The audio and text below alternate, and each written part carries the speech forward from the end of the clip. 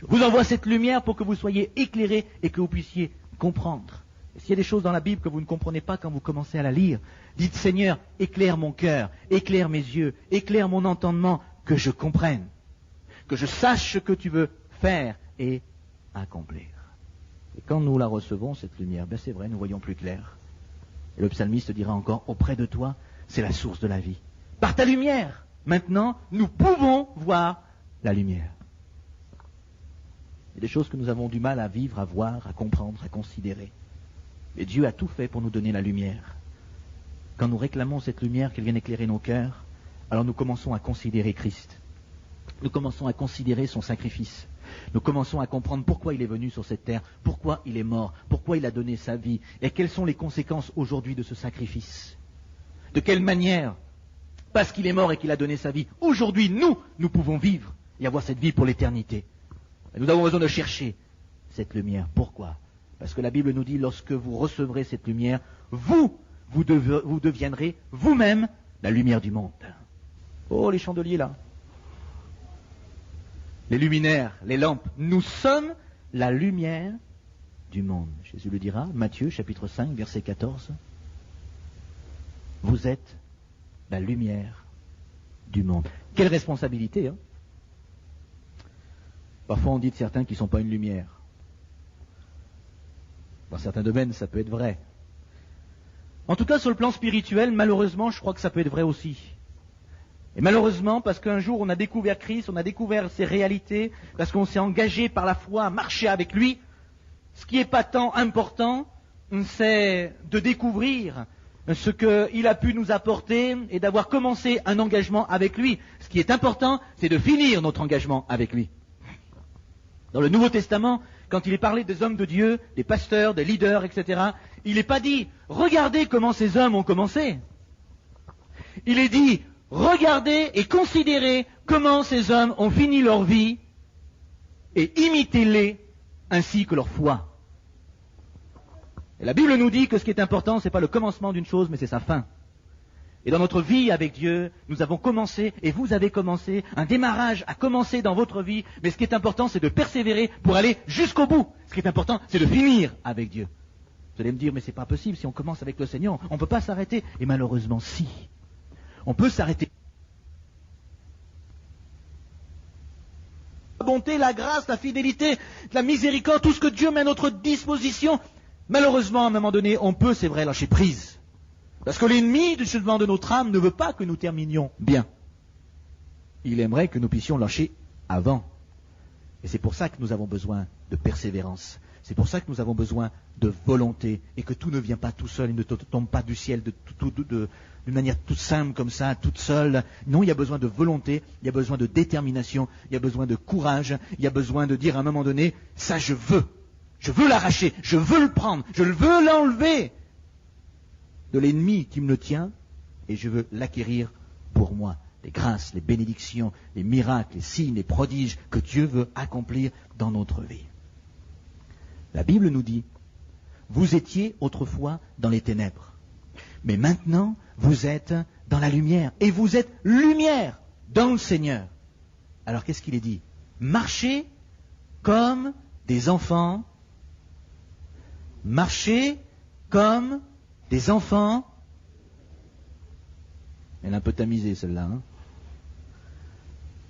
Pourquoi Dieu nous demande de marcher comme des enfants de lumière ? Verset 9. Car le fruit de la lumière consiste en toutes sortes de bonté, de justice et de vérité. Et quand nous découvrons la lumière du monde, Christ, que nous acceptons Christ dans notre vie, nous devenons alors nous-mêmes lumière. Par conséquent, il y a des fruits ensuite à cette lumière. Nous allons changer, nous allons être transformés, modifiés, et nous allons porter du fruit. La bonté, la justice et la vérité. Et vous savez, souvent, dans le milieu chrétien, on dit « Oh, il ne faut surtout pas juger les autres ». Il y a des jugements à ne pas porter. Par contre, il y en a d'autres à porter. Selon justement la bonté, la justice et la vérité. Et trop souvent, on ne comprend pas ce que Dieu nous dit, et on veut se cacher derrière une certaine forme de piété, une certaine forme de spiritualité, en disant « Ouh là là, moi je me dégage de tout ça, je ne veux pas juger ». Il y a des choses, c'est vrai, nous n'avons pas à les juger. Il y a des choses qui ne nous appartiennent pas. Il y a des choses qui ne nous correspondent pas. Il y a des choses dans lesquelles nous ne devrions pas nous occuper. D'ailleurs, nous avions vu un verset mardi soir qui nous disait tout simplement « Occupez-vous de vos affaires ». Et c'est vrai que si la Bible nous demande de nous occuper de nos affaires, eh bien comme ça, nous n'aurons certainement bien moins de problèmes. Par contre, dans le domaine spirituel, concernant des règles précises de base de foi spirituelle que Dieu nous donne, parfois il peut y avoir des choses à juger. Il est dit ici au verset 10, « Examinez ce qui est agréable au Seigneur ». Et au verset 11, toujours de ce même passage, il est dit, « Et ne prenez pas part aux œuvres infructueuses des ténèbres, mais plutôt condamnez-les. » Tu es amené à juger dans ta vie s'il y a une œuvre de ténèbres. Et tu ne dois pas simplement te cacher derrière tout ça en disant « Non, non, moi je juge rien, je ne fais rien. » Si c'est le péché qui a commencé à consumer ta vie, alors tu dois te juger toi-même. Et si tu ne te juges pas toi-même, eh bien il arrivera un temps où de toute manière Dieu le fera. Mais ça après c'est ton problème avec lui. Ce que Dieu nous demande, parce qu'il n'est pas là pour nous écraser, nous condamner injustement, parce qu'il nous aime. Il veut que nous puissions nous examiner nous-mêmes et que nous puissions examiner ce qui est agréable au Seigneur, afin que nous ne prenions pas part aux œuvres des ténèbres, parce que celles-ci ne portent pas de fruits, au contraire, elles vont chercher toujours à te détruire, à t'amoindrir et à t'écraser. Alors tu dois les juger, ces œuvres-là, les délaisser, les abandonner, les mettre derrière toi, les oublier et repartir plus loin, parce que tu dois les condamner et repartir plus loin. Apporter le fruit de la lumière, bonté, justice et vérité. Je crois que si déjà ces choses étaient prédominantes et dominantes abondamment dans nos vies, nous aurions bien moins de problèmes. Si la bonté, la justice et la vérité abondaient dans une famille, dans un couple, on aurait bien moins de problèmes.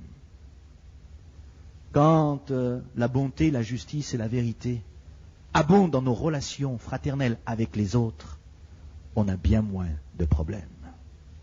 Parce que les choses sont claires, elles sont nettes, elles sont pures, selon Dieu. Et alors nous sommes tout simplement enrichis de cette situation. Nous sommes appelés la lumière du monde, et c'est une grande responsabilité, nous le voyons ici. Mais également, la lumière, c'est un gage de notre communion avec Jésus-Christ. Dans la première épître de Jean, chapitre 1er, verset 7, il nous est dit « Si nous marchons dans la lumière, comme il est lui-même dans la lumière, nous sommes mutuellement en communion avec Christ, et le sang de Jésus, son Fils, nous purifie de tout péché. » Nous sommes en communion avec Christ, mais nous sommes en communion les uns avec les autres également. Nous sommes dans cette relation fraternelle. C'est un gage de communion avec Christ, c'est un gage de communion fraternelle les uns avec les autres. Je parlais tout à l'heure de cette lumière tamisée. Mais c'est vrai que la lumière de Christ, ce n'est pas une lumière tamisée. Ce n'est pas une lumière non plus d'apparence. Ce n'est pas simplement une lumière superficielle.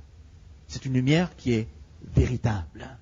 Dans 1 Jean, toujours, chapitre 2, verset 9, il est dit « Celui qui prétend être dans la lumière, mais qui est son frère, est encore dans les ténèbres. » Ça nous permet de voir ici que nous pouvons prétendre être dans la lumière donc.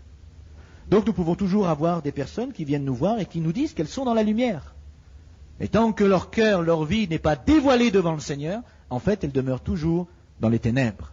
Celui qui aime son frère demeure dans la lumière et aucune occasion de chute n'est en lui. C'est une situation que Dieu nous donne aussi de pouvoir vivre et de comprendre.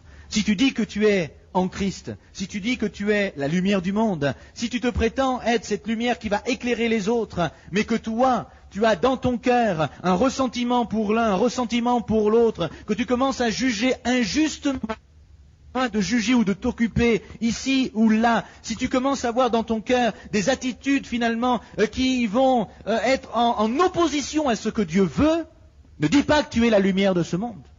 Et ne dis pas que tu as cette lumière en Christ, parce que tout simplement, tu es dans une situation où ton cœur, ta vie n'est pas tel que Dieu le souhaiterait. Tu penses que tu es la lumière, mais Dieu te dit en fait tu es dans les ténèbres. Pourquoi tu es dans les ténèbres? Parce que justement tu gardes des choses dans ton cœur.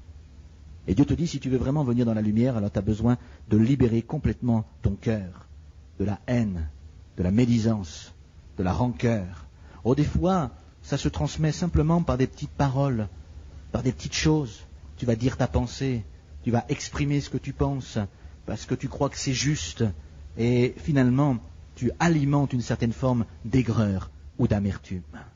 Et Dieu finalement te dit, mais si tu dis que tu es là dans cette situation de vivre pleinement ma grâce, mon amour, ma fidélité, si tu dis que tu es la lumière, mais qu'en fait, tu as ces choses dans ton cœur, la réalité, c'est que tu vis dans les ténèbres.